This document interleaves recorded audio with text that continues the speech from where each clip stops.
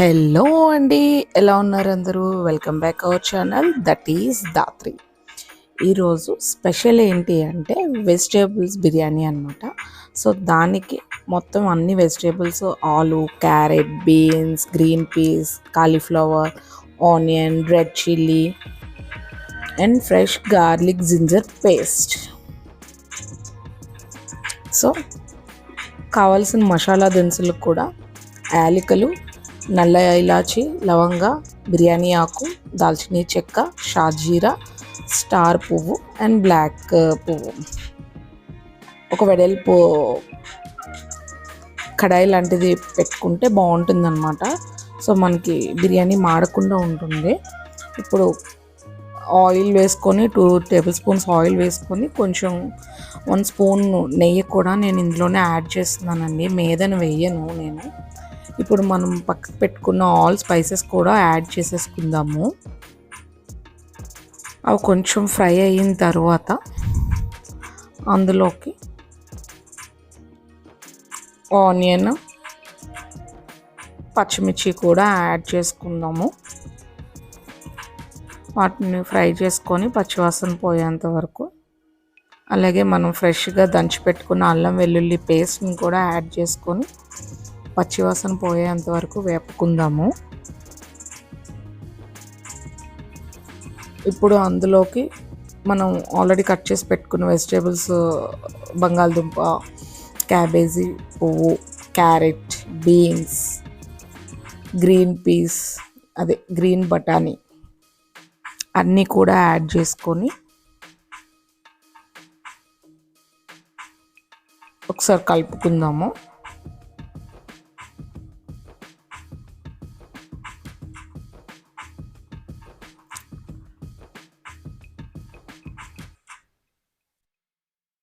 ఇప్పుడు ఇందులో సరిపడా సాల్ట్ వేసేసుకుందాము.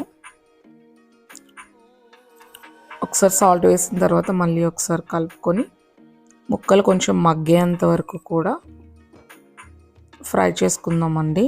ఆయిల్లోని మొత్తం ముక్కలన్నీ ఫ్రై అయితే లాస్ట్లో టమాటా వేసుకోవాలి. ముందుగా వేసుకుంటే ఏంటి అంటే అది బాగా సాఫ్టీగా అయిపోద్ది అనమాట. సో అందుకే ముక్కలు కొంచెం మగ్గిన తర్వాత టమాటా వేసుకుంటే బాగుంటుంది.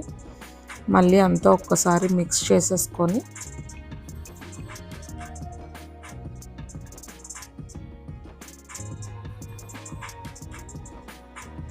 ఫ్రెష్గా తరిమి పెట్టుకున్న కొత్తిమీర, పుదీనా కొంచెమే, ఎక్కువ వేయొద్దండి, ఎందుకంటే మళ్ళీ బిర్యానీ ఫ్లేవర్ అది డామినేట్ చేసేస్తుంది అనమాట.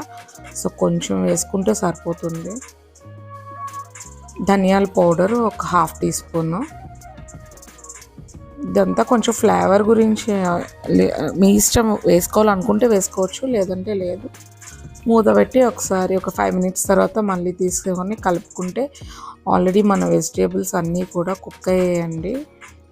ఇప్పుడు 3 గ్లాసెస్ ఆఫ్ వాటర్, నేను 1.5 గ్లాస్ రైస్ తీసుకుంటున్నాను కాబట్టి 3 గ్లాసెస్ వాటర్ వేసుకున్నాను. సో మీరు తీసుకున్న క్వాంటిటీని బట్టి 1:2 దాన్ని బట్టి వేసుకోండి. నేనైతే మనం ఇంటిలో యూజ్ చేసే నార్మల్ రైసే యూజ్ చేస్తున్నానండి, బాస్మతి కాదు. చూసారా, వాటర్ ఇలా బాయిల్ అయిన తర్వాత, బాయిల్ అవుతున్నప్పుడు రైస్, ఆల్రెడీ కడిగి పెట్టుకున్న రైస్ని అందులో యాడ్ చేసుకొని